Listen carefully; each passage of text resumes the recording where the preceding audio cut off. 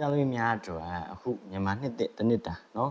ကံကြမ္မာနမိတ်ဖြစ်တယ်အဲ့တော့အခုဒီကနမိတ်တွေကဒီမြန်မာနှစ်တစ်တစ်နှစ်တာမှာကျောင်းသားသမီးတွေကဒီမှာအခြေဆိုလို့ရှိရင်လည်းဒါဘာလို့ဆိုပို့ပြီးတော့တရားစင်နေခိုင်နေလာမယ်ခိုင်မာလာမယ်နော်ချစ်ခင်နိုင်မယ်ကျင်နာနိုင်မယ်ယူရနိုင်မယ်တကယ်ကိုတောင်းတောင်းပြန်လှန်မြတ်တာရှိပြီးတော့တိဆောက်နိုင်မယ်ကာလဖြစ်တယ်ခြေလည်းကောင်းတယ်အိမ်တော်ကြီးလည်းကောင်းတယ်လူမျိုးကြီးလည်းကောင်းတယ်ပေါ့ဝေးကြီးဆိုလည်းကိုကြိုးစားမှုထိုက်တဲ့အရာရရှိမယ်ကိုဆုံးစီစဉ်ဆောင်ရတဲ့ကိစ္စတွေ project တွေ season တွေစာမှုပွဲတွေဘာညာရှိရဆိုလည်းအဆင်ပြေအောင်မြင်နိုင်တယ်နော်အဲ့တော့ဟိုပြောဆိုဒီနှစ်ကအချမ်းသာကြီးတော့ကတော့ဟိုဆဆအရာကကံအားဖြင့်တော့ကောင်းမွန်နေပါပြီနော်ကိုယ်အနေနဲ့ကြတော့ဒီကောင်းတဲ့ကံတွေတကယ်ကိုရရှိအောင်ရရှိပိုင်ဆိုင်အောင်ကောင်းမွန်သောအရာများလှုပ်ဆောင်ခြင်းအဖြစ်နော်တကယ်ရရှိပိုင်ဆိုင်အောင်တေးကြလာအောင်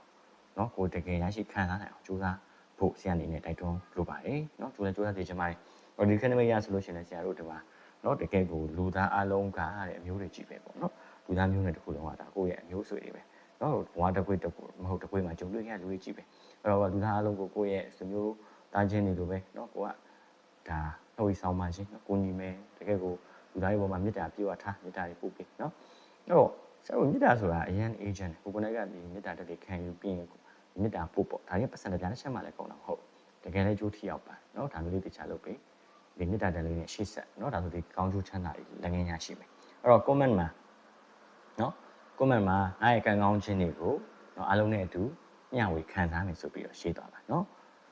အဲ့တော့မိမိတို့တည်တဲ့မေးချင်တာရှင်ဆက်စီမှာလာပြီးတော့ဆွေးနွေးတိုင်မယ်လို့ရပါတယ်เนาะအဲ့တော့ဒီလိုလေးလည်းကန် share လုပ်သွားပေးပါเนาะအားလုံးကိုကျေးဇူးများတင်ပါတယ်အားလုံးပဲကိုယ်စိတ်နှဖျားကြံမှချမ်းသာကြပါစေ